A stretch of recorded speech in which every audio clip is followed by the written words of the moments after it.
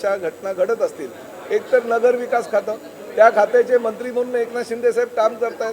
दुसरं ठाणे जिल्ह्याचे पालकमंत्री हा त्या जिल्ह्याचा सार्वभौम असतो, अध्यक्षपदी हा पालकमंत्री ठेवला जातो, कुठल्याही जिल्ह्याचा असू द्या.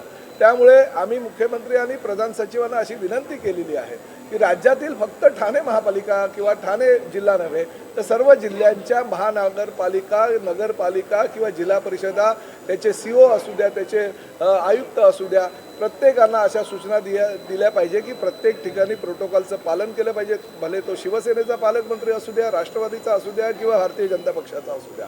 महायुतीचं सरकार आहे, महायुतीच्या सरकारमध्ये अशा छोट्या छोट्या गोष्टींमुळे कुठेही वाद निर्माण होऊ नये याची दक्षता ज्या पद्धतीनं नगराध्यक्ष आणि महापौर घेत नसतील तर प्रशासनानं त्यामध्ये किंवा प्रशासकानं त्यामध्ये हस्तक्षेप करून प्रोटोकॉलनुसारच सगळ्या कार्यक्रम पत्रिका छापल्या पाहिजे, अशा प्रकारच्या सूचना आम्ही केलेल्या नाही. या संदर्भात आम्ही चर्चा केली आणि मुख्यमंत्र्यांच्या कानावरती गोष्ट घातलेली आहे. ह्या भविष्यामध्ये अशा काही घटना घडणार नाही याची दक्षता माननीय मुख्यमंत्र्यांनी घेण्याच्या संबंधितांना सूचना केलेल्या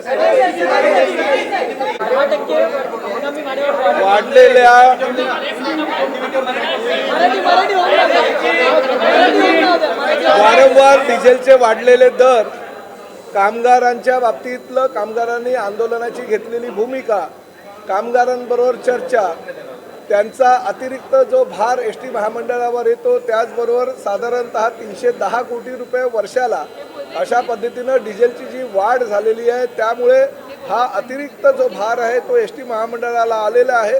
आणि त्यामुळे ही जी 15 जूनपर्यंतची आमची भाडेवाढ होती ती 15 जुलैपर्यंत वाढवलेली आहे. आम्ही कुठल्याही प्रकारे अजूनपर्यंत भाडेवाढ केली नाही. ही हंगामी भाडेवाढ असते, ती दरवर्षी सुट्टीच्या वेळेमध्ये केली जाते.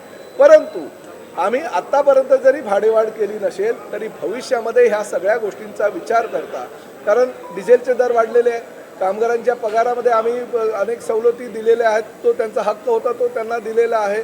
आणि त्यामुळे ह्या सगळ्या गोष्टींचा विचार करता, स्पेअर पार्टचे जे वाढलेले भाव आहेत त्याचा विचार करता आम्हाला भविष्यामध्ये काही कटू निर्णय घ्यावे लागतील. परंतु शेवटी सर्वसामान्य प्रवाशांसाठी ही STची सेवा आहे.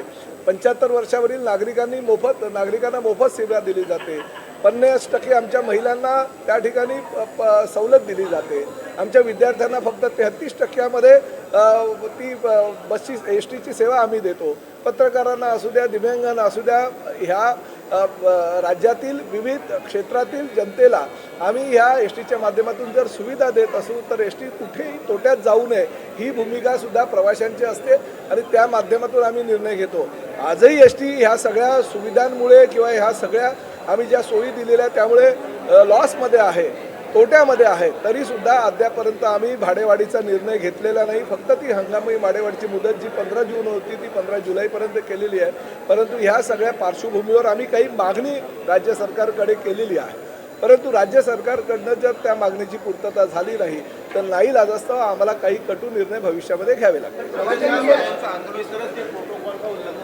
देखिए, राज्य में जितनी महानगर पालिका है, नगर परिषद है, जिला परिषद है, वहाँ पे पालक मंत्री का और जो डिपार्टमेंट का कार्यक्रम है वो डिपार्टमेंट के मंत्रियों का यहाँ पे आदर रखना चाहिए. प्रोटोकॉल के हिसाब से उनका नाम कार्यक्रम पत्रिका में आना चाहिए और उनको आदर जो मिलता है पहले से वो मिलना चाहिए. कुछ जगह पे प्रोटोकॉल की धज्जियाँ उड़ाई गई है.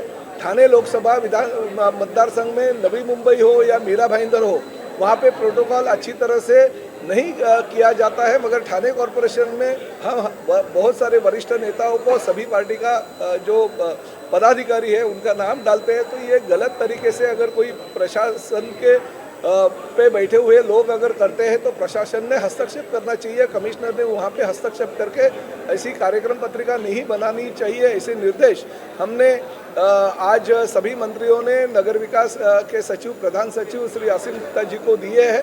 और राज्य में सभी जगह पे हर मंत्री, चाहे वो राष्ट्रवादी का हो, चाहे भारतीय जनता पार्टी का हो, चाहे शिवसेना का हो, उनका आदर रखना चाहिए, प्रोटोकॉल का पालन करना चाहिए, ऐसे हमने सूचनाएं की.